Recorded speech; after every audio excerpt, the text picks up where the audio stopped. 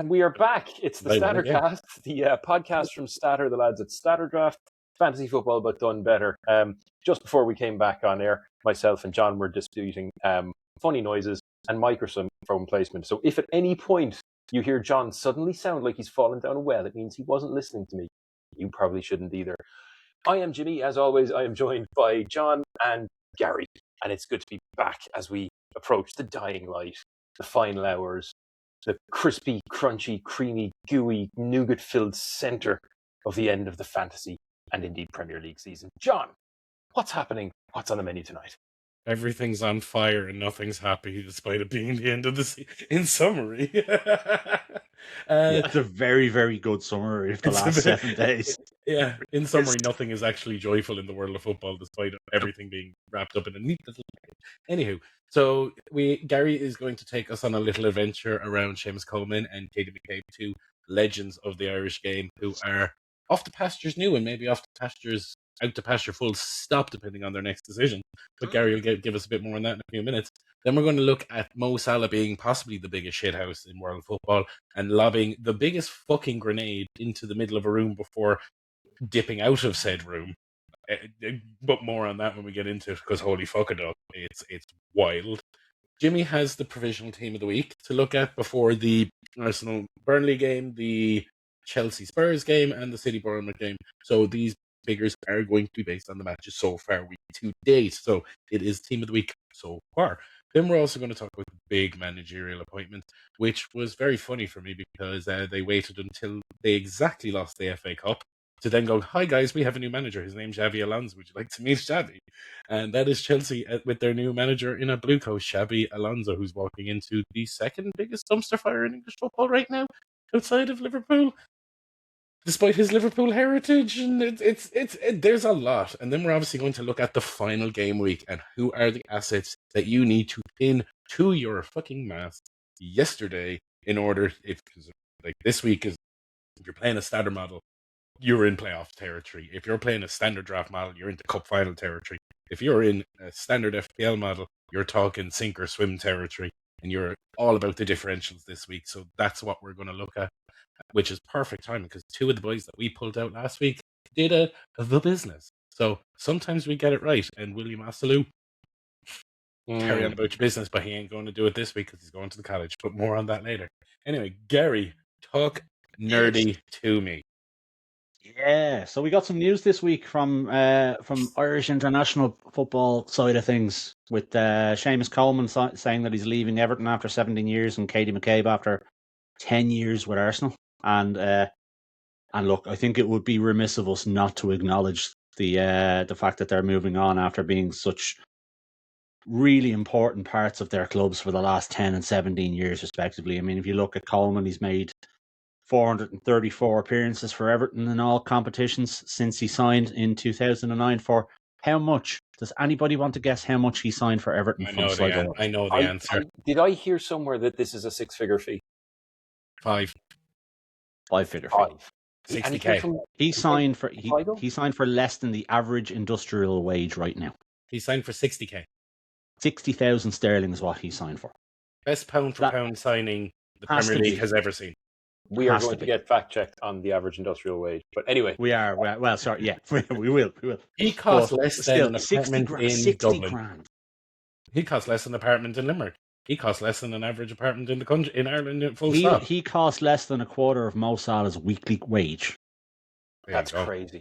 And I mean, look, you got to adjust for time as well, obviously, because unless I'm very much mistaken, our first or second season, way back when we started Statter, whatever it was called back then. Am I right in saying the Everton backline back then would have been Coleman, Jagielka, still Michael Keane? Leighton Baines. And Leighton Baines until his legs went off. You might be missing the Michael Keane one, I think came slightly later, but you're in around that same. So way back when, kind of 10 to 12 years ago when we were playing the old versions, Seamus Coleman was in the PFA Team of the Year. In 2014. He was the Everton Players Player of the Year the same year. He was the Everton Supporters Player of the Year that year. So he has been there or thereabouts from a fantasy perspective with the exception of the last couple of years because he's been in and out with injury and so on, but he has been there and he's always been one of those players that goes in the second, third and fourth round easily in the draft. Yeah. And he's always a player that everybody wants at some point in the season. Didn't necessarily get the send-off that he should have gotten at Hill Dickinson at the weekend. We won't get into that. But look, we appreciate what we appreciate from a fantasy perspective. He's been absolutely fantastic. If he decides to move on in football, he'll be an asset. If he decides to stay at Everton, which is apparently they've offered him a coaching role, he'll be an asset to them as well. So, do you know what, Seamus? Fair play to you. Great career. Best of luck with whatever you do. Just on that, I think he's probably the original archetype of the modern fullback, the guy who gets up the line. Yeah. Probably not what he was known for, but in his pomp, himself and Leighton Baines were dangerous for Everton at Everton's peak with the two boys at fullback. He was unbelievable that season where he got into the Premier League Team of the Year. He turned down offers from Bayern Munich and Manchester United to stay at Everton. So, credit where it's due. He actually said at the time, these are the team that gave me my opportunity in the Premier League and I want to stay. So he basically turned down United and Bayern Munich to stick around. Loyalty is something that's you just don't see it anymore. You don't see it in players too much anymore. But he modern fullback, old school ethos, really good player. I actually funny feeling. I reckon he'll move on somewhere random and obscure. I wouldn't be surprised to see him back play League of Ireland. I wouldn't be surprised to see him hop stateside.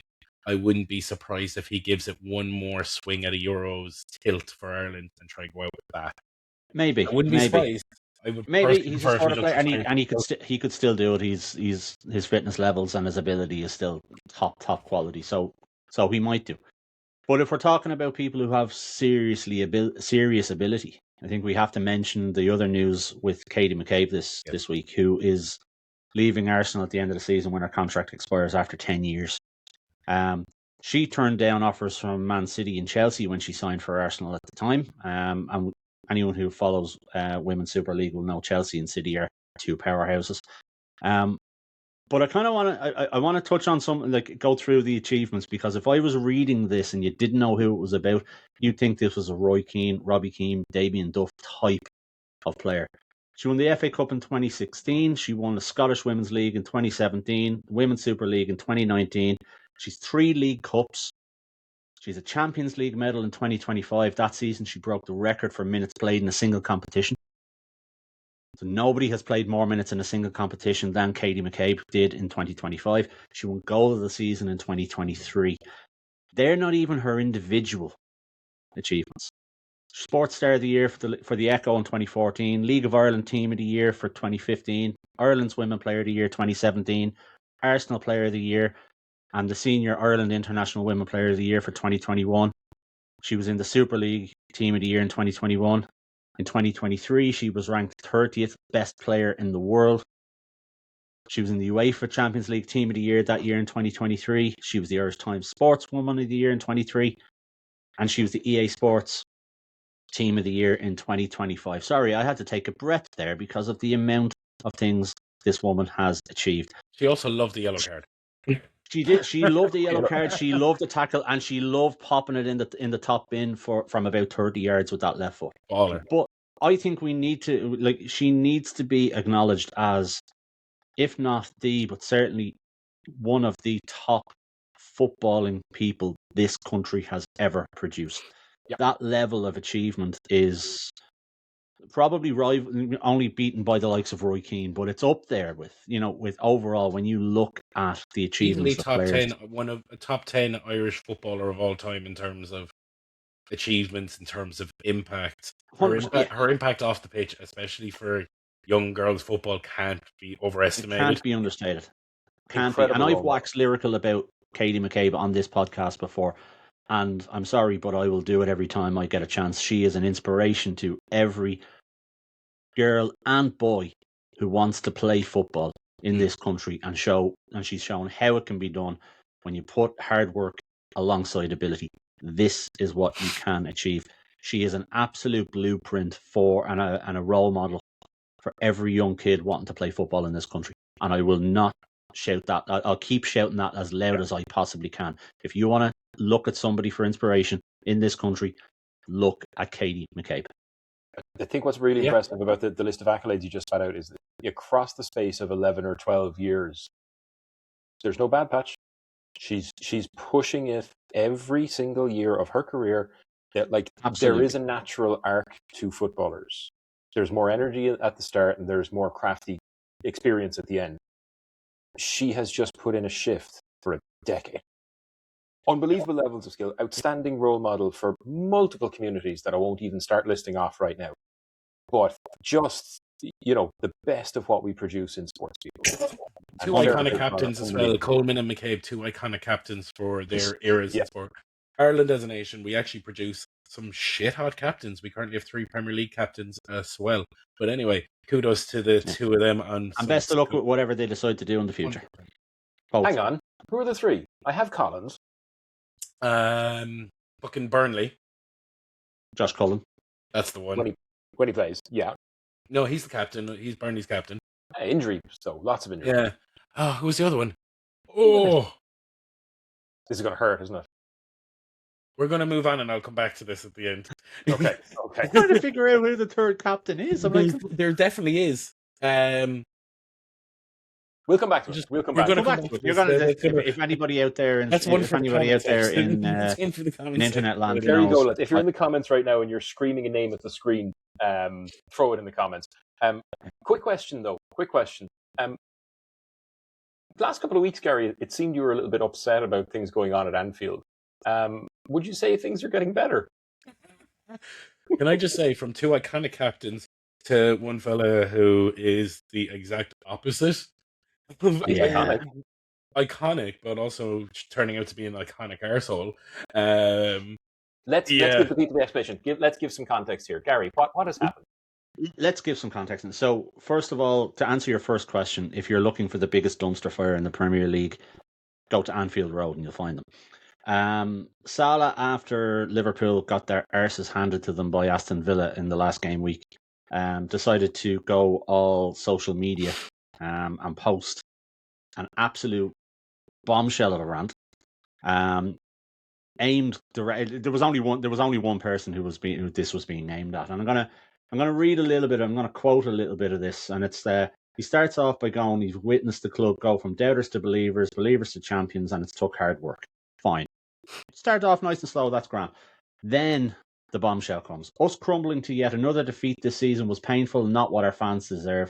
I want to see Liverpool go back to the heavy metal. That's a direct Klopp quote. Attacking team that opponents fear, being back to a team that wins trophies. That's the football I know how to play. It cannot be negotiable, and everyone that joins this club should adapt to it. Now, that absolutely is a very, very thinly veiled, if veiled at all, dig at Arne Slot. Because we all know that is it's not veiled at all. That his way of playing is completely different, and to throw that after saying heavy metal attacking, which is exactly how Klopp described Liverpool when he was there, is a direct hit at Arne Slot. He goes on to say that winning some games here and there is not what Liverpool should be about. He's right. And then he goes on to say that the qualifying for the Champions League is the least expectation for a club like Liverpool, and he'll do everything in his power to make sure that happens, etc., etc. But this is the epitome of, I'm going to pull the pin on the grenade, drop it, and walk out the door. And the problem with this now is, up until now, people have been saying that the problem is Slot. His tactics don't work. He's the wrong man for the club, the wrong man for the Premier League, etc., etc. The question marks now are starting to be raised around the dressing room. Do players actually trust him? Someone who has the gravitas of Mo Salah at the club coming out and saying stuff like this, has this been going on for the last 10 months of the season? Has that been why players are essentially refusing to play for him? Because that's what it looks like right now. And we've sat here in the over the last 12 months, and we've had discussions ourselves that United have been in this situation with previous managers, with players taking over the dressing room, questioning authority, etc., etc. It is happening. It has been happening quite clearly at Anfield this season, and it has to be a factor in the decline of Liverpool from what they were last year. Let me ask a question here, right?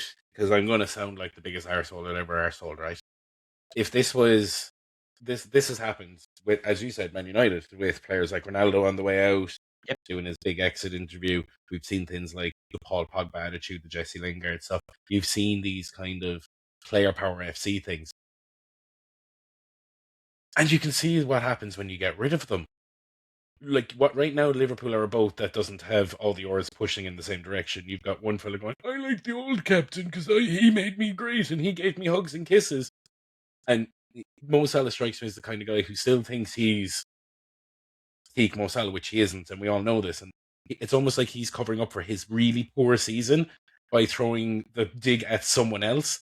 So I guess my question here is, do we think Liverpool are actually going to be better off next season without that kind of toxicity in the dressing room, that what's in the room is going to be able to be together? Or do we think that this is fractured beyond recognition now? So my question to you, John, is this would this toxicity end with Salah going out the door? And I don't think so. I don't think it does, because we've seen Curtis Jones, we've seen, I think it's Dominic Szoboszlai as well, come out and start talking in social media, not as drastically as Salah, but seeds have been planted, and if players already have that in their head, Salah walking out the door is not going to change their mind. Now, I have the utmost respect for Mo Salah. He has done incredible things at Liverpool. He's made me watch Liverpool Football Club play football again. But he's out of line here. And a lot of Liverpool fans disagree with me on this one. He is out of line talking the way he's talking. I'm not saying that Slot is the man. I've been very vocal on here that he should not be the manager of Liverpool Football Club going forward. But you're walking out of a job. Don't shit on the doorstep on your way out. I actually think it makes it very hard to sack Slot now. Between now and next Christmas, I think it does as well. Actually, I think it actually makes it very hard to sack him between now and then, because if you sack him now, any time between now and October, it essentially says Mo Salah was right. It gives a signal to the players in the dressing room. But if you don't like the guy we hire, just say it on scream and shout about it, throw a tantrum. He now has to be given. By August, Mo Salah is as relevant at Anfield as Trent was at Anfield in August of this year. His opinion will disappear on the wind with him. Gary, I agree completely that it's tasteless to throw a grenade as you're leaving a job, even one where you're not happy. You've both seen me leave jobs. I don't throw grenades behind me. None of us do, because we're smart and respectful. No, I do. But you're not smart, John. No, correct me if I'm wrong. Throw your minds back. Almost 12 months. The game week 38 last year. And we were sitting here talking about Mo Salah and his big fucking ego. Talking about how this manager lets me play the way I want. And he was talking about Slot. And now we've had 12 months of, let's be honest, okay, not a great Liverpool performance, but a pretty poor Mo Salah season. And suddenly he has a problem with the manager who lets him play the way he wants. Oh, he doesn't let me play the way I want. If the way you want to play is well, Mo, it's you that lets you play well or not. Yeah. And he's for Slot an hour ago. He's against him now. This is like listening to Max Verstappen complaining about the engine every time he misses a turn. You know what I mean? That's what this is. The dude should have gone last year. He was an excellent servant to Liverpool. He is an iconic player. He is a brilliantly talented player. 99% of the time, his social media stuff is really funny. The thing in the English Museum with all my stolen Egyptian stuff was bona fide hilarious. But I think he is not very good at coming out and talking about managers, and that's what this was. By the way, I think he's kind of tainted his exit, because now it's also very hard for Slot next week. Like, is he going to be essentially, from a manager's perspective? Like, I'm a petty little bitch, right? I'm going to be the first one to say I'm a sassy little sausage. Mo Salah doesn't get in my squad next weekend for the final game. I'd agree with you on that one. And out of you disrespected me, I'm not giving you the platform to go and say your goodbyes. Sit up in the fucking box with the rest of them, and you can wave from there, you ignorant little twat. It's disrespectful. It's disrespectful to the other players in the dressing room. It's disrespectful to the manager. It's disrespectful to the club who's given you a platform to be the player who Chelsea binned off, and you went and bounced around fucking Italy for a couple of years. And now Liverpool gave you the platform to be the player you were. Take your ego, shove it up your hole.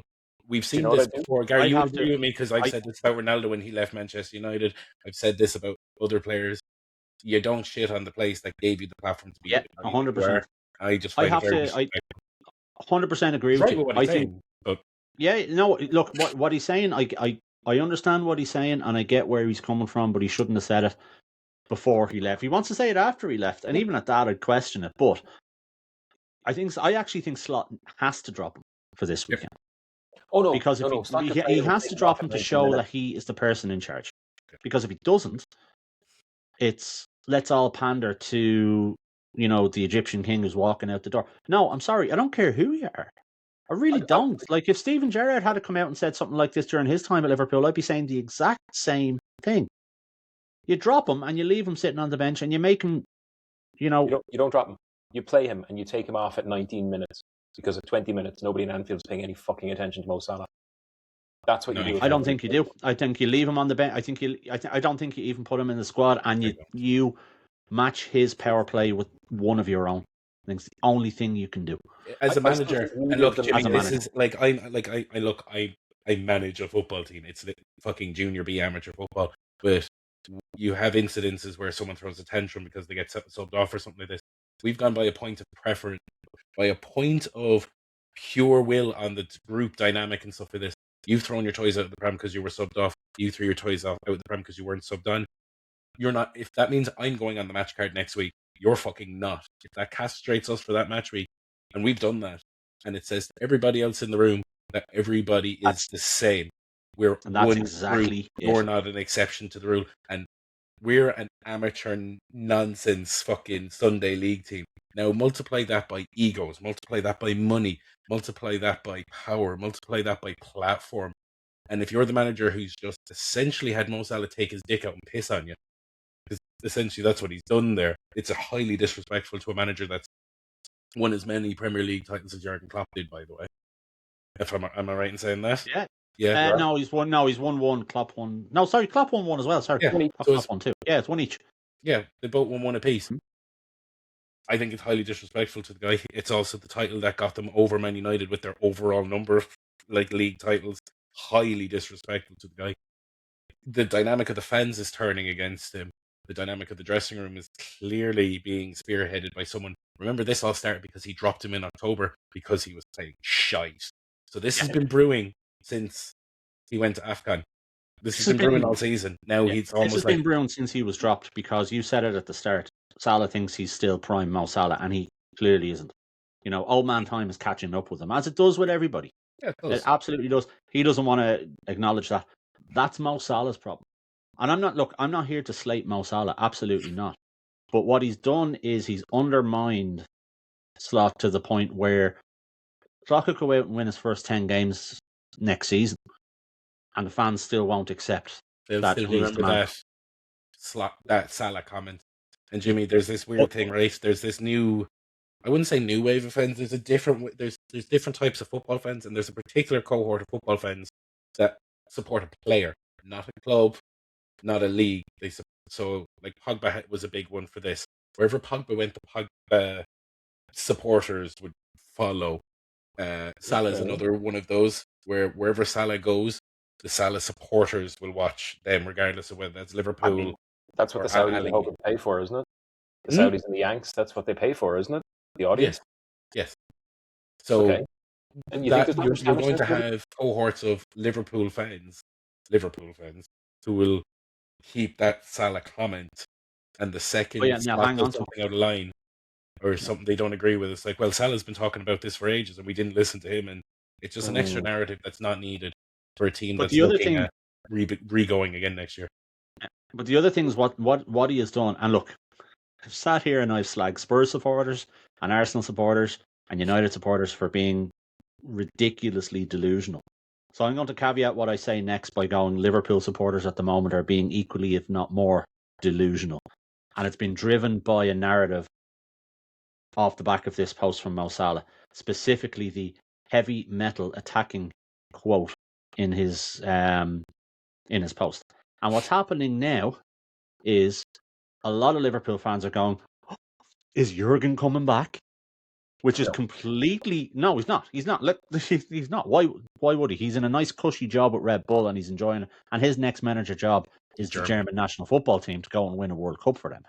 So he's not coming back. Does that stop delusional Liverpool supporters saying, "Oh, we can't wait for Jurgen to come back and whatnot"? No, it doesn't. No, So what's because going to happen now is all during the summer, when Liverpool are looking to rebuild and rebuild again, which they'll need to do because their squad is not. Carragher said it, who I imbalanced. don't rate, but Carragher said it that Liverpool don't do anything well and they don't excel at anything. During the Villa game, he made that comment, and he's right. So Liverpool do need to bring in a lot of quality. But what happens now is, during the summer, it's, why are you buying him? Why are you buying him? Sure, the manager's going to change. He's basically put Anfield and the club on a foundation of sand for the next 12 months, probably. Yeah. And you cannot be successful like that. No. Now, I hope I'm wrong. I really hope I'm wrong. I'm a not- Liverpool fan to the you're core, but not I don't wrong. think I am wrong here. I don't think you're wrong either. But like, there's also this other level for me, and it's like, as you said about the fan base and stuff like this, it's like, oh, no, he's not playing the football we want. Now we want him out. Like, you haven't seen Anfield generally boo people. No. If the fans come banging down the door and going, we want heavy metal attacking football, do you know what manager they get? Do you know what manager plays that style of football? But this is my point. There is only one manager. There is, and the Liverpool fans won't want him because his name is Ange fucking Postecoglou, who plays high octane, front line, fuck the back line, press from the number 9 football. That is his style. That is the way Celtic played. That is the way his Spurs team played. Yep. That is the style of football that essentially those fans are begging for. But if they guarantee Postecoglou, watch the fires go up in Anfield. I was about to say, I guarantee you, if you put that out there, if we were to even put that out there to Liverpool fans and go, would you want Ange Postecoglou as the next Liverpool manager? You would be laughed out of it. And you're 100% right. The delusion of Liverpool fans, we want this heavy metal attacking football. It's part of the Liverpool ethos. It's the way Liverpool have played for years, blah, blah, blah, blah, blah. But we're not willing to look at anybody other than Jurgen Klopp because, there's no other manager who can do it, even though Ange has done it at every club he's been at. Well, there is technically no other living manager by the way, won any leagues with. So what? There is technically no other living manager that you've won any leagues with, on account of that 20-year spell where you didn't, win anything. Is it the wrong time it's actually the guy that you're talking about there, Jimmy, is the guy currently in the job. But anyway. Yeah, I suppose. But I don't think either him or Mo were there in a month's time. It's beggars belief, but like the rumor I heard, and we'll move on topics after this. But the rumor I heard now was because there's such a fan swell, and it moved into our second topic, which is the Alonso stuff. Because now that Alonso is in situ at Chelsea, this kind of churning of aged milk kind of sentiment of the Liverpool fan base over the last 2 weeks. There's now a genuine thought process of removing Slot and removing Edwards and removing the kingmakers above Slot by the owners of the club, because at the end of the day, if jersey sales drop, if revenue drops, because the Liverpool fans, let's be honest here, they're the kind who will protest with their pockets if they're really unhappy about things. So there is now a genuine protesting. I was literally watching something the other night and they were talking about there seemed now off the back of these comments, now off the back of Xabi going into Chelsea, there is now a concern that they've missed the boat with certain things, and that maybe the fan sentiment has swirled so badly that it's not reclaimable. So the best thing to do, get the fans back on side, is clear the deck, which is now, Gary, as you said, a couple of weeks too fucking late if you wanted Xabi Alonso to be the guy, because you would have made the move. Yep. Should have made. And I won't dwell on it because I could talk all night about this. But a clearing of the decks, if Edwards goes and if everybody around him goes, that's just going to swell the hype around Klopp coming back, because that was one of the reasons why Klopp decided to go, because he had fallen out with everyone else kind of works at that level. So, long story short, Liverpool at the moment are an absolute dumpster fire. They're at risk of not qualifying for the Champions League, which I'm sure we'll get into. They missed the boat on the... I know. Look at Jimmy, so happy. They missed the boat on Xabi Alonso, who's probably the best manager to bring in. So I don't know where they go from here after what's gone down with Mo Salah this week. So Yeah, it's not a good time to be a Liverpool fan. But where do we go from there? We go to... Sorry, I need to get my accent right for this. Jerry Adams. The provisional team of the... And you're a provisional American. That was more I'm Scottish. trying to get into character and you're just staring me down. I'm Jerry That was Adams. more Scottish than... I'm in your car. There we go. No.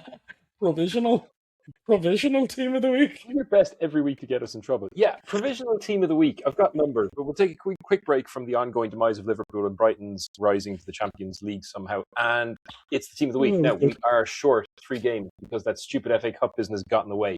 However, so far this week, looking like one of the highest scoring weeks we've ever had for the team of the week. We're looking at a 30-plus average, which is kind of the breakthrough barrier. And 6 big teams haven't played yet, so there's a lot to come. But as of right now, in the sticks, 27 points, best goalie performance I've seen in ages, worst possible time because he was playing against Brighton. Carl Darlow played absolute siege goalie football against Brighton during the week, helped them secure a 1-0 win that really shouldn't have been given away. At the back, it's 3, 1 regular, 1 returning hero, and 1 returning hero-ish. Virgil van Dijk, who remains far and away the highest scoring defender of the season so far, on a whopping 37 this week. Daniel Munoz, good performance by Palace during the week as well. Busy game. 2-2, did that finish, or 3-3 with Brentford? 2-2. Yeah, did us a favour there. 23 for him, and a man that we love to see because we're always touting his merits around here. 30 points at left back. It's Anthony Robinson for no less than Fulham. 30 points. He finally did a thing. He scored a penalty because they can't trust their forwards. But you know what? He doesn't get into the team of the week often. When he does, it's a mad high score, and his average over the year is still ridiculously high. His points per game is like Tipping's 15, which is nuts for a defender this year. So well done to the 3 boys. In the middle, it's a lot of what you would expect, plus 1 I've been banging on about for weeks, plus 1 who has finally started to come good in data terms. So the duo, Bruno and Dominic, Fernandez and Szoboszlai with 34 each. And by the way, high five Bruno on the assist record. Elliot Anderson, who by all accounts I believe is headed for Man City next year. 33 points. That seems to be... He's going to Manchester. It's just a matter of which side of Manchester he goes to. Well, either way, he's going to shine. Both teams need a good DM. Yeah. I mean, you've seen City without Rodri. They need a good DM. Pascal Gross, lads, didn't I tell you? Didn't I? You did. In your defence, you have been touting this. Hmm? You have been touting Pascal Gross for a couple of weeks. I thought he was going to go Thomas Tuchel. It's the ability to read the situation and line up the attack. He's crucial on crosses, key pass assists, but he gets stuck in a bit as well. I don't know why we got rid of him in the first place, but 30 points for Gross this week. But the one that really caught my eye, with unbelievably his first goal for Crystal Palace this week, Adam Horton, 35 points. Criminally overrated. Had a good week, though. Criminally overrated. English sports media, not naming names, obviously, talking about how English players who are good are actually the best thing since sliced toast, which he isn't. But lovely to see it. Lovely to see a bit of performance, because I don't think the season has gone quite as well as either he or his new club wanted. So you love to see young men doing well. So 35 points for Adam Horton. Out front, it's a little bit more predictable, but a little strange. Ollie Watkins tops the pack on 36 this week. Yeah, he did dirty bits at the weekend. Who did he do the dirty things to? Was it Liverpool? Anyway, yeah. 2 from Came Ouattara. out and said that he, 4-2. What was that, guys? I said he came out and spoke about it afterwards as well. He was like, I always expect to do this against Liverpool because, He loved it. The audacity. I love Oh, it. he did, he did. It was great to watch. He also does have a good record against Liverpool, in fairness. Ouattara just behind him on 35.5 points, thanks to 2 goals that frankly kept my least favourite club, Bournemouth, just in the running for 6th place. That's going to go to the last day, more on that later. And just outside the team this week, simply because of legal formations, Castellanos, 27 points, mostly because of one of the best goals I've seen all season when it didn't matter at all, and already beaten West Ham 3-0 down. And he gave like the annual goalie assist at West Ham, and a belter from, it must have been 35-40 yards. It was just ridiculous. That was a brilliant goal. That's absolutely going to spectacular. Didn't do contender shit for for goal West Ham this season. Contender for goal this season. Definitely a contender. That and Mitoma's one in game week 9, I think. But yeah, and also finally, before I forget, the other man who didn't make it, and I didn't throw this into the group earlier on, but you touched on it earlier on, We called this last week. We said he was going to pop off. The goals going the other way in that Newcastle-West Ham match. Jasula for Newcastle, 26 points from, I think, 2 goals. Yes. And Waltemad picking up the first goal of the game. Yes. But yeah, that's the one you should have, like, we called it at the right time. If you were listening to us, you picked him up at the right time. He was, I think, 13 or 14 points next door. He was 26 with us, and that's without bringing the armband into play. Great call there, John. Absolutely great call. But yeah, that's the kind of, these are the tips. These are why we're here. Pay attention to these numbers, folks. The magic is in these numbers.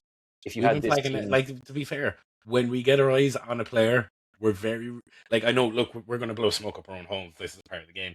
But when we kind of pin on a player, we tend to be right in the medium to long term. We've been flagging Elliot Anderson for 18 months, and it's only this season that people have been talking about him. Anthony Robinson. We've been banging on about for 2-3 years. Same with Tarkowski. My current one is Ryan. Watch him. I don't shut up about Pascal Gross. We've all been banging on about the same few players all year. We got a couple wrong. I think if we're honest, maybe we'll save this for the review of the year. There's a couple of players that stand out to me as being ones that we really thought were going to be fabulous this year, and it just hasn't played out. Nathan Collins, unfortunately, is top of that list. He hasn't been statistically good. But enough of that. That's the week. It's a 3-5-2. It's a 30-plus week, and there's 6 teams left to play. So it could be a record breaker. Talk to me about Chelsea. From one club on fire to the other one that's fought. Well, are they still on fire? Do we still? Well, no, they are. This let me set a tone for you, Jimmy. We're gonna breathe deeply. So at 3 p.m. on Saturday, there was an FA Cup final. Chelsea were limp for the best part of it. Probably a couple of dodgy pen decisions against City. Now, rather than let the fans wallow in an FA Cup defeat, now we're after kick-off, and now we're after the match ends. Up Chelsea statement comes. Xabi Alonso, new Chelsea manager. Now, we knew this was being touted from about a week ago, Gary, didn't we? Because we had a lovely time in our group chat turning that fucking screw, which I'm happy about because it was between him and Marco Silva for the job, which means Marco gets to go to Benfica and replace Jose Mourinho, who's back to Real Madrid, and thus the fucking cycle of managers rotates. But so that was one of those ones that seemed to be done when we were discussing it during the week, but they didn't want to announce it until after the FA Cup. So if they won the FA Cup, we'd only be hearing about it today. And because they lost the FA Cup, they fast-tracked the announcement to Kate fans and gone, guess what, guys? We're back on track. We've got a very good manager. Now, do you want to hear some bits about Xabi Alonso? Yes. Nice. Talk to me. So, 51 matches unbeaten as Leverkusen manager. They went unbeaten in every competition in the season up to the final game of the season, which was the Europa League final against Atalanta, where Ademola Lookman scored a hat-trick. So they went from the first game of the season to the last game of the season in all competitions unbeaten. That was his team? Yes, that was in a league that has Bayern Munich in it. Oh. Yes, a league that has Dortmund and Bayern Munich in it. It was their first invincible season in Bundesliga history. It was Leverkusen's first ever Bundesliga title, and 51 games unbeaten. Ended Bayern Munich's 11 consecutive league titles, right? So that's his first season in management. Just FYI. And what's the tactical play here? I mean, is this like when Klopp invented Gegenpress? I can hear the comments. He's a bit different. He's going to be highly unpopular in parts of football because of his formation. Do you know the formation that we've heard doesn't work in English football? The 3-4-2-1 that Conte used and plenty of other elite managers used. He plays the 3-4-2-1. His style was essentially wingbacks. Jeremy Frimpong. Xhaka in the middle with Florian Wirtz as one of the two double tens behind Victor Boniface up top. So he plays either a 3-4-2-1 or a 3-4-3, or very rarely a 4-2-3-1. He had to play that at times at Madrid because of the makeup of their squad. But he's a 3-4-3. He's a 3-4-3 manager. When you say 3-4-2-1, do you mean three big lads at centre back and wing backs as part of the four, or do you mean one big lad at centre back? So you're talking a back three, you're talking a flat back three. Okay. Then you're talking your two wing backs, which would have been Frimpong on one side, and I can't remember who it was on the other side. Then you would have had two sitting eights, or two sixes or two eights, whichever way you want to count them. One of them being Granit Xhaka. And then you had your two tens, narrow, and a centre forward. So your narrow inside players would have been a Florian Wirtz with a Victor Boniface as your number 9. So the width is being created by your two high power fullbacks, aka Frimpong. So the kind of guys that he would have liked, and the players will say that he's known for developing really significantly, would be Florian Wirtz, Jeremy Frimpong, Alejandro Garnacho, and Victor Boniface, all 4 lads who moved on for tidy money to new teams after that season. A big part of the reason why he's hired is the heavy Spanish, South American, Spanish-speaking contingent in the dressing room at Chelsea that hate the fucking club now. Cucurella, Enzo Fernandez. There's a lot of septic toxicity in that dressing room. There seems to be a big divide in that dressing room between the Spanish contingent and the other contingents. So, being Xabi Alonso, World Cup winning manager or World Cup winning player with Spain, has won it all at different teams. He's going to have their natural respect coming into the room. Couple that with his background. He also didn't do badly at Madrid.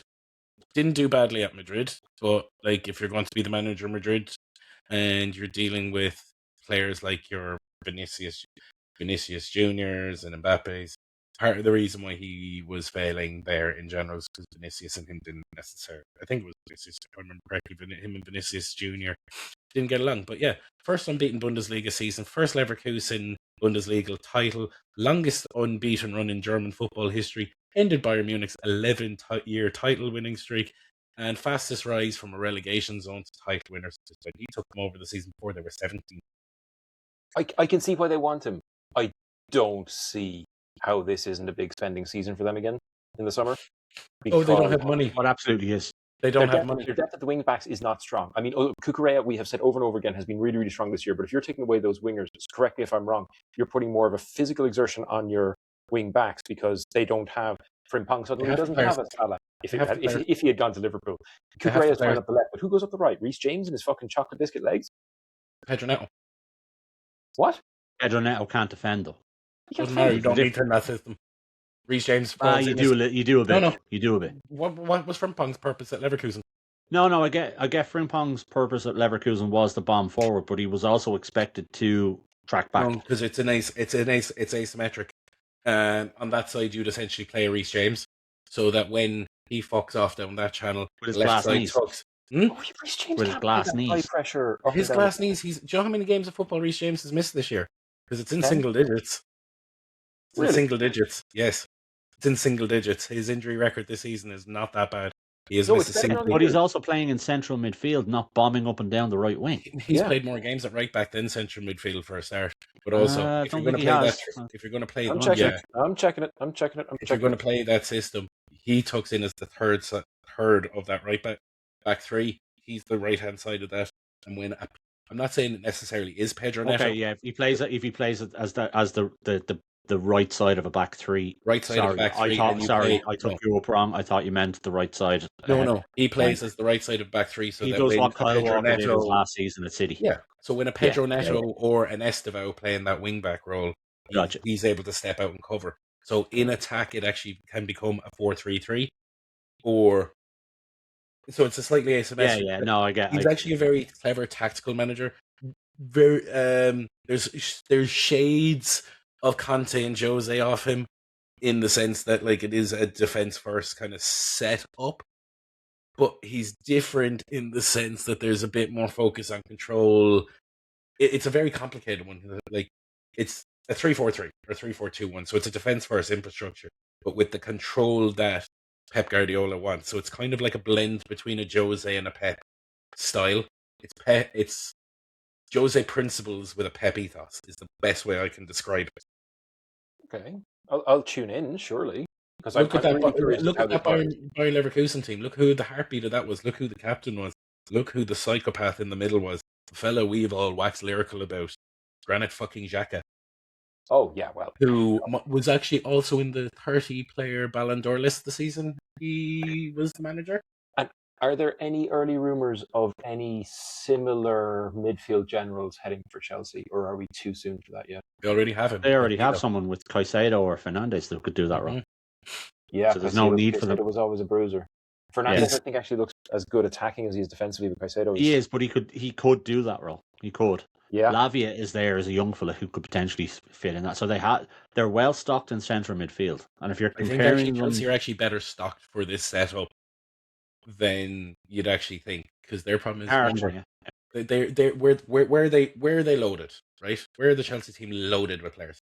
Midfield. Central midfield. Yep. And wingers. They have a shit of wingers. So how are you going to get more wingers? You're going to convert one to a wing back. You're going to play two in the double 10 role behind the striker. They still need a striker, a goalkeeper, and a couple of defenders. It doesn't change their shopping list at all of what they're going to go looking for in the summer. They're still looking at a centre back. They're still looking at a goalkeeper. They're still looking at a number 9. But suddenly those two wingers can be the two wingers behind a João Pedro can be a Cole Palmer who now doesn't have as much defensive responsibility. Ideally, it's Cole Palmer and João Pedro off of a Pinman, off of a Victor Boniface, who probably will be the one they go for. Like a big power, or a Victor Osimhen, this big, strong, what Delap should be. I'm going to call it now who plays there. Yeah. Lewandowski. Yeah. That's who plays. Yeah, that makes sense. That's who will be. I thought he was going back to Barca. No, he's at Barca. He's leaving at the end of the season. Oh. Leaving, yeah. So Lewandowski will join that club. So Alonso's system actually suits the Chelsea dressing room. Yeah. If you think about it, so you can put, and then if you're looking at your backups, you have Estevao, who can probably be an outside winger in that system. On the other side, you have Cucurella, you have Reece James, Chalobah, Achapam. You have enough. You just need a bit of quality, maybe in a centre forward, centre back, and a goalkeeper. I think he placates the fans. I think Chelsea already have. You saw their difference in their form under Maresca. They were improving, albeit with a discipline problem. I don't think the discipline problem is going to be the case under Alonso. I think this is actually a very clever hire in terms of steadying the ship across the board. And the only issue he's going to have is who is buying what in the summer. We can all sit here and go, we're all amateurs in the grand scheme of things. And we all know they need a goalkeeper who's better than Rob Sanchez. They need a centre back who's older than 22 years of age. And they need a centre forward who isn't Liam Delap. If they go and get them, Chelsea are a fucking problem under him next year. If they don't do that, it's much of a muchness and his reputation gets tanked. Sorry, that was very ranty for me, but there's my Alonso love. No, it's good stuff. Do you know what's really strange? I'm looking at the squad for Chelsea right now, and there isn't actually a whole lot of options at right wing. I know that sounds crazy. We've been talking all year about how many wingers they have. The thing is, Estevao, Pedro Neto. Mudryk isn't an option. Jamie Gittins doesn't exist. Garnacho. Obviously, Palmer's not going to push out wide because you need two strong attacking midfielders in behind the striker in that setup. I'm not sure who the other one is. It's probably Enzo with Caicedo playing behind him. Sounds like it would fit the system the best. But after that, I mean, what we're talking about there is quite a lot of reliance on Garnacho and Neto. And I can tell you this much about Alessandro Garnacho. You don't want to be relying on him. Well, this formation essentially alleviates that. So, I could see them maybe looking at. They're going to be clever. They've already said that they're looking at older players this summer, right? So it wouldn't be surprised to see like an Anthony Robinson going in there to be their left side and Cucurella becoming one of the extra centre backs. I wouldn't be surprised if they went and looked at a Munoz from Palace to go and be their right wing back slot there. I wouldn't be surprised if Enzo moves on and Caicedo, Lavia become a very strong base in that centre of midfield. They're 3 players away from being a real fucking problem. But they're 3 players away that they can pick up by getting rid of a couple of players that probably don't want to be there. Yeah. I mean, Enzo's probably on his way out. That's 80, 90 million probably in the bank for him if they get, Yeah. There's rumours that João Pedro wants to get out as well. There's rumours that he wants to go and play in Spain. They're probably getting 80 or 90 million for him. Bring in Lewandowski for nothing. They could go and look at someone like Denzel Dumfries from Inter Milan, who will be readily available for next. For that system. Custom built for that system. absolutely. He's basically Frimpong who can actually play football and doesn't have glass legs. Yeah. I would Now he's imagine. older. He's 30, but you only need 2-3 years from him. And it's experience coming in on that right hand side. If we're You do talking a that. fire sale situation, I would have to imagine Badia Shiel and Mamadou Sarr would probably not. Would probably, yeah. That's So they'll generate about 250 million, I reckon, in player sales. Yeah. And that's more than enough to bring in 3 to 4 quality signings. They do also need to generate about that in sales because of the financial situation of the club now not being in Europe. But there's enough major financial problems. Yep. But there's enough players out there who are available on next to nothing. We've mentioned 2 of them already in Lewandowski and Dumfries. If they're clever in the summer, you could see them picking up a Munoz and a Dumfries. That's your 2 wing backs sorted. Then what is that going to cost you? 80 million for the year at the max end. You get a Lewandowski in up top. That gives you 2 years of cover while Delap either grows up or doesn't. And now you're looking at a couple, maybe a goalkeeper that's probably available, who's reasonable, who's very good. They might knock around Europe for somebody. They might look at Dean Henderson because they're going to need their English quota. You'd also be looking at centre backs. Their centre backs. They have also a very strong academy, so 1 or 2 of these gaps are probably going to be filled by potential young players. So I don't think they're not far away. I think this is actually very clever, and as long as the toxic nonsense in the dressing room, aka Enzo, you're on your way out. Garnacho, you're on your way out, and probably Cucurella, all 3 of them, if they sell them, that's going to fix the attitude problem in that dressing room. And I have to disagree on Cucurella. I think he has shown excellent attitude this year at a time when everybody else was getting sent off, and every second week we were like, when is his red card coming? No, he has been played well. He has played well, but he has played with effort. Yes, but have you heard his comments every time he's gone on international duty? No. There you go. The same comments that has put Enzo into the fire pit with them. Cucurella said basically word for word the exact same things. We sacked a manager who was very good and hired a PE teacher. Can I give you my favourite statistic about Chelsea? Mm. In the last 7 years, they've spent something like £350 million buying players from Brighton, and they have 1 more point than Brighton over those 7 years. Are you saying? Oh, sorry, I was just on the point of Cucurella. I think the difference is that it's a Spanish manager coming in that'll appease him. Probably. So that's the difference between him and Enzo. Maybe. That's interesting, though, about Brighton. Yeah, no, I mean, the spend has been phenomenal and the return has been low. And I'm just looking at all of these ex-Brighton players, and it pisses me off when I see them not doing well. And I'm a little bit happy when I see a Cucurella doing well. You know, because it means the strategy of sucking all of that Chelsea money is working. Yeah. Shall we leave Chelsea alone, gentlemen? Because our poor listeners' ears are bleeding from all of this ranting. We've still got the last week of the season. I like the tactics, and I enjoyed that little rampage. So yeah, Gameweek 38. Here it is. The end. Sorry, you needed some like background music or something for that announcement. Can we, just before we go to Gameweek 38, just point out that even though the football season is ending this week, the Stattercast is not. We will be here through the summer for analysis. We will be here for the transfer market. We might have something special planned for the World Cup. We will have all sorts of stuff here. So don't think that just because the football stops, we do, because we're just 3 fat old men sitting on our arses, so we don't have to take a break during the summer. It's great. Yeah. We do actually have really insult there, Jimmy. We do, yeah. Yeah, that was mean. I know who I am. No, we do have a bunch of content planned during the summer, like how to play Saturday, because y'all be ready to play it next year. We're going to do some like World Cup bits. We're going to look at obviously how the transfer market works now. We're maybe going to look at some data around players moving and maybe fits. We have a nice like schedule for the summer months to keep us kind of topped up and tipping with some really high quality content. And there'll be a nice section coming into the start of the season about and we'll see, and obviously predictions and stuff like that. But I think when the season ends, we'll do like our Statty Awards or whatever. We'll name it. Can't call them the Statties. The Statties. The Statties. The Statties. That needs work, John. It does need work. That sounded like something that you'd be screaming out in the bathroom of a gay bar. That sounds like something you just literally thought of right now and instantly regret saying on a live podcast.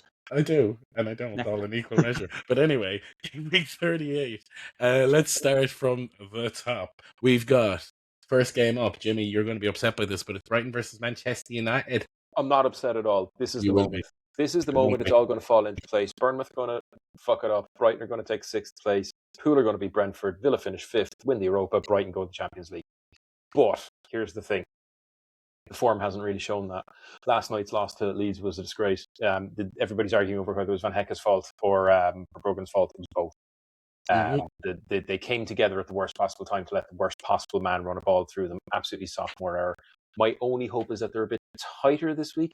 Last home game of the season, last game of the season, a lot at stake for Brighton. Absolutely fucking nothing at stake for United, except Bruno Fernandes's fucking assist record. So we know United will score. It will not be a clean sheet week for Brighton. I hate to say it. Okay, so my normal advice to take Brighton defenders of the last 8 or 9 weeks does not stand in this game. I'm going to say Pascal Gross because I always say Pascal Gross. I think you would be insane not to take Bruno Fernandes this week of all weeks because he's chasing that glory. I think this is a battle of the two midfield playmakers in terms of fantasy. As to who wins, tune in on Sunday. I'm going to go slightly against you. Okay. And by slightly against you, I can see only a Manchester United win, and the Casemiro retirement tour is going to finish with a plum. The assets are Bruno and Casemiro. Casemiro scores one more header. He equals the record for most headed goals in a single season. And he's the only one of them who's not a centre forward. So Casemiro and Bruno are the assets, and Brighton are going to... Brighton have never been in this position with jeopardy in an actual game.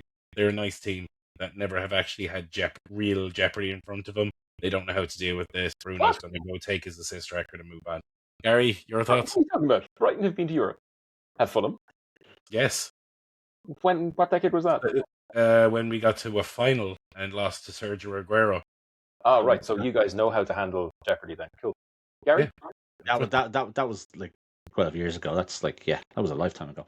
I actually have to agree with you on this one, Jimmy. I think Brighton win this game. Okay. And I think it's purely because United will be on the beach. Whatever about Bruno getting the assist record, fine, he wants it. I don't think Casemiro gives a flying fuck about the headed record. I don't think he cares about the headed record, but I think his retirement tour ending in style. I don't think he cares about that. You're going to see one of the greatest defensive defenders who's ever played the game. Yeah, go out absolutely. I'm not disputing that.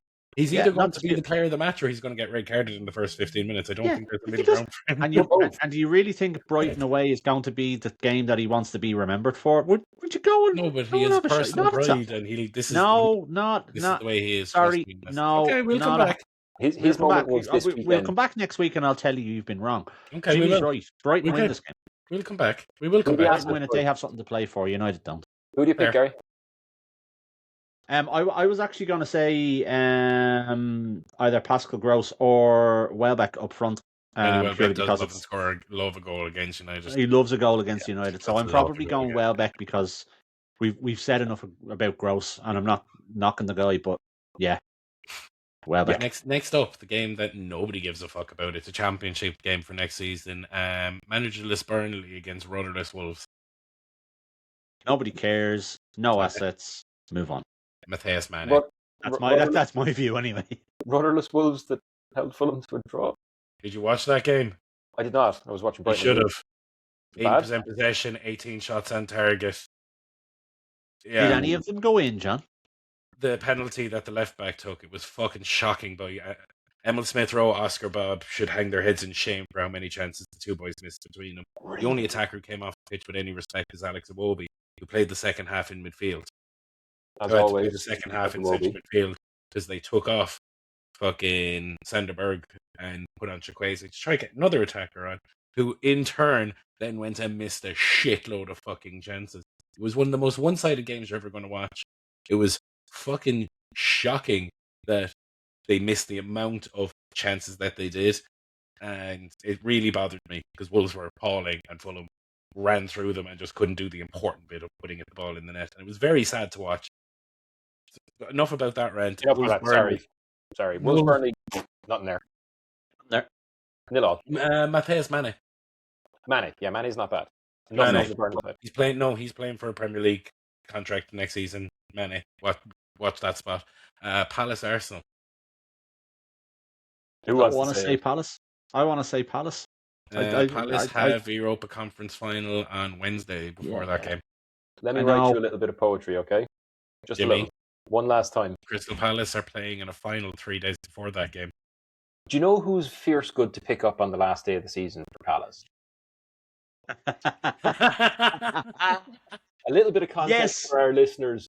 2 years ago, on the last day of the season, I made a critical error and picked up Kevin De Bruyne while City were on the beach. And Gary woke up blinded, cross-eyed, hungover, picked the first player he could, which was Mateta. We were playing each other in the playoff final. Mateta scored his first hat-trick of the season and last one he's ever scored, and won the league on the last day. Yes, I did. So I'm going to say Palace win from a Mateta goal because he owes it to me. Yeah, I'm going to have to go with Mateta as well, purely for nostalgia. Crystal Palace are either going to be showing up at that stadium with a European trophy and all absolutely pissed as farts, or they're going to be really, really, really sad. I think they turn up at that stadium with a European trophy and wanting to give their fans a bloody good fucking day out. Yeah, and how many of those players will currently not have a beer in hand walking out onto the pitch? No, best way to do that is beat another team from the same city. Yeah, I know. I fully respect that, but I also can picture Dean Henderson with a bottle of Buckfast in both hands, walking out onto the pitch with a European trophy being walked out in front of him, going "Fucking A!" Do you know what I mean? Arsenal win the game. I think Mateta scores, but I think Arsenal win the game. The only problem with Arsenal is they are going to throw absolutely everything they have at this match for the obvious reason, which is it wins them the league if they win. So the problem then becomes who's the fantasy asset from our point of view. And if you're not sure, it's Raya. Gyökeres. It's Saka. Saka. So my head says Arsenal win this game. My heart says it's Palace. But I can't logic dictates that Arsenal win this. They're the better team. They're playing for a league, etc. If a team is a 12th or under, I back Gyökeres to score. That's basically the trend of the season. No, it's Saka. He'll want a bit of form coming into the World Cup. It's the same thing that we've been saying about Ollie Watkins for the last couple of weeks, and it's finally happened for him last week. It's going to happen for Saka this week. I actually think he scored. He probably is the one who scores a hat-trick this weekend. Probably, I wouldn't be surprised. Right. Fulham are at home to Newcastle. Fulham are at home. They win this game. They were away at the weekend and couldn't win the game, as is the want of the season. They're playing at home. It will be in Robinson. Yeah, that's about it. If you want something over the other side, Tonali looked really good yesterday as well. Asula. Yeah, I don't think again. Asula again. Look at his goal return over the left. He's playing so that Newcastle don't go buy a new centre forward in the summer because Mada and Visa haven't worked. If he can finish the season going, hi guys, you gave me 8 games of football at the end and I scored 10 goals. Play me. Yeah, but I don't know if that overrides the Newcastle away problem with scoring all season. It doesn't, but he's likely to get a goal. This is going to be a both team score situation. This is not a clean sheet. Last game, there's no clean sheet. Jimmy, also statistically speaking, the first and last games of the season are the ones with the least amount of clean sheets because it's fucking party time on all sides. Yeah, because any team that's at the beach is going to run out the 16-year-olds. I know how this works. I've been paying attention occasionally. It's an unpredictable one, except that Fulham are at home. I think that gives them the edge. I'm sticking with Iwobi and Robinson. Yep, I'm fine with that. If you need something the other side, I'm going Asula. Don't think there's much else. Liverpool-Brentford? Hard to know. Because it all depends on what happens with Villa this week. Yeah. Kelleher. No, I actually think, and I know I said earlier that he should be dropped, and I think that's what should happen, but I don't think it will be what happens. So I think you pick up Mo Salah, and I think Salah, as his final fuck you to slot, goes out and absolutely rips Brentford a new one. I think it's Van Dijk, and I'll tell you why. Van Dijk on Collins from corners, both ends. That's going to be a battle. They're both two men who love to get stuck in. Last game at Anfield of the season, there is no one will wave the flag harder than Van Dijk. All right, Jimmy, I'm going to paint one small picture for you here with Van Dijk. Gary, you know this. How many tournaments has Van Dijk been fit for Holland? Not as many as he would like. He's playing this And there game will on be autopilot. you're dead He's right. playing this He game will on be playing autopilot with so he fear. doesn't get injured. Oh, okay, because the injury thing, right? Okay, he's not. He's taking zero risks in a game. Yeah. I wouldn't even be surprised. Normally, I wouldn't even be surprised if he talks to the Dutch manager of the football team and says, goes, "Don't play me. Leave me on the bench." But okay, I wouldn't be surprised. It would not surprise me if Gomez starts with Konate at centre back there. Yep. That Van Dijk all of a sudden gets a mystery flu or has a he's slight feeling under the weather. He'll be in the crowd to something. clap you all and say. Normally, I would 100% agree with you on just Jimmy. If this was not a World Cup year, last game of the season, Champions League on the line, and Van Dijk as captain would go out and absolutely wave the flag, he would be the first man on the front line. Not this time, because he will play with a fear for missing the World Cup. Again, because it's happened to him before. Szoboszlai won't. Szoboszlai will go out and break a couple of. Szoboszlai is as likely to go and get a red card as he is to knock in 3 assists and 1 from 45 yards. Yeah. So you stay away from him as far as I'm concerned. Salah is the person you look at for this weekend. Szoboszlai is an asset, though. I like that one. Oh, look, he's been an asset all season. On the other side, I'm picking Queven Keller because if there's ever a place that you go back to your old club, there's a bit go back to the old home ground and put in a worldly of a performance, and he also had a mare at the weekend. Don't be surprised if he rocks up to his, up in front of the Cop End at Anfield and has a worldly. Remember the other fella you bought to replace me? Yeah. Your outlier is Kevin Shaddy, though. Yeah. If you look at the way Liverpool have been playing over the last couple of weeks, players who, what was it Watkins says? They play a high line without playing offside. That is tailor-made for a player like Kevin Shaddy. Yes, it is. Yeah, so, City Villa. It's City. Every day of the week and twice on Sundays here, isn't it? Yep. City? Yep. City versus Villa, yeah. Yep. On the last day of the season, City? Yep. So let me paint you a picture here, Jimmy. Yeah. Right? They're going the last time Villa played a game at the end of the season where they had nothing to play for, Jean-Philippe Mateta popped up with a hat-trick and I beat you on the last day of the season.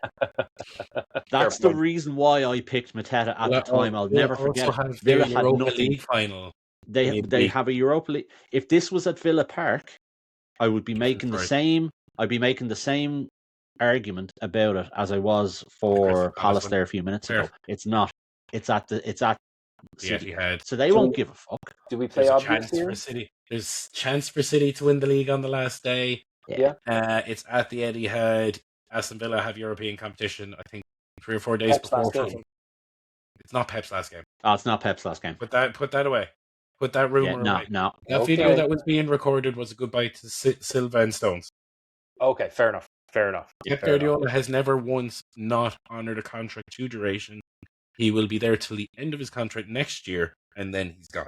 He's not breaking contract. Hasn't done it before. Will not. And he certainly won't. He certainly won't leave a club after not winning the league in his last season, which is likely to happen. I'm a little conscious of our runtime being way over this evening, and thank you if you stuck with us this far. Can we say it's the obvious one, and it's Erling fucking Haaland? Yes, and we can move on. Yep. Or Semenyo. Yeah. Probably. Forest, Bournemouth, Ryan and Gibbs White. Yep. Anderson as well. But Anderson is the obvious choice. Yeah. Sunderland, Chelsea. You skipped Spurs and Everton. No, I didn't. No. Okay. Sunderland and Chelsea is a Sunderland win. Yep. Last game of the season. No, it's a Chelsea win, new manager bounce, and it's Cole He's not Palmer. the manager yet. He's not going to take it doesn't matter. Doesn't matter. It's a feel good appointment. Stadium of Light, last game of their first season back in the Premier League with a chance to get qualified for Europe. Sunderland all day. Chelsea season will be over after Wednesday night. They will be on the beach for all the wrong reasons because they're not going to beat Spurs, which is going to be really funny. But I think Sunderland, Lafie, as it's always one of the two midfielders with Sunderland, and Lafie seems to be the man of the moment. Fading that, there's what you call that defender they have. McCabe. Yes. Yeah, safe bet there because even if they win the game, even if Chelsea have a good day, they're not going to score a bucket of goals. No. Cool. Spurs Everton. Spurs Everton is Spurs. James Maddison. No. Possibly. I'm going to say Richarlison. Old club. Why not James Maddison? He's been back. He's just come back. He's right there. He's going to pop up and do dirty things to Chelsea, by the way. I fully back a newly fit James Maddison. Just to be the saviour of the season. It seems like the thing that little cunt will do. Nah. The type of person. He's like, it's Richarlison. I also see Richarlison for the same reasons. And he needs to do it because he's fallen down the pecking order as the number 9 for Brazil. Yeah, he's now third. That Brazil squad. He's not getting it, but yes. But Richarlison against his old club Everton, I can see that. So yeah, I'm picking up what you're doing there. Jimmy has a different thought process. No, I get it. I mean, never Richarlison because on principle, I think it's Spurs at the back. Yeah, I don't see Everton scoring. Kinski has been class for the last couple of weeks. Kinski has been really, really good. He's been so good the last few weeks. He's been so good. He really has. One of the best saves. I'm delighted to see it. Yeah. Last up, West Ham Leeds. Going. Who knows? It's got to be West Ham, doesn't it? Yeah, it has to. They have to throw everything at this game. That's why there's a sneaky feeling that Leeds pop them off. No. Sure, Leeds are safe. They've nothing to play for now. Well, if Spurs get a point on Wednesday night against Chelsea, West Ham have nothing to play for. It's done. It's a 13-goal swing at that point. Oh, is it? Oh, okay, fine. Sorry, I was about to ask what's the goal difference. It's a 13-goal swing. Yeah. Look, I think I've said Spurs point are good. Yeah, I don't think Spurs get a point against Chelsea. They get all three. No, I actually don't think they do. So I think this goes to the last game of the season. West Ham will have something to play for. They'll throw everything at this, and it's Somerville. Nah, Captain Hammers, Jeroboam for me. Going. I think. But Somerville. I also. Bowen I can't argue with. To be fair, he's the obvious choice. He is. So either that or Callum Wilson. It's written for Callum Wilson to pop up in the 92nd minute and actually score a goal. That stands. Yeah, no, I see that. All right, Jimmy, talk to me. So if people want to find out where they can get all of this information, where would they do it? So we're all over all the obvious places. You're probably hearing us on Spotify, Instagram, or TikTok right now. If you would like to hear more from our John, he'll be live streaming at some point most weekends, although this one's a little bit complicated for everybody. He's over on TikTok. If you want more information, long-form analysis, articles, and something to read, we're over at statterdraft.com. That's STATORDRAFT.com. And if you want to get a jump on how our game works before next season kicks off and have a look at how drafting goes, we are available to download from the Play Store and from the App Store. And if you're using anything other than two of those kinds of phones, let me know, because I'm really interested in buying one. But basically, we're everywhere. STATORDRAFT.com is a great starting point. And I think that's us for tonight, boys, isn't it? That is us for tonight. So that is us. Love you, Levy, and see you for game week 38. Toodaloo. Peace Bye. out.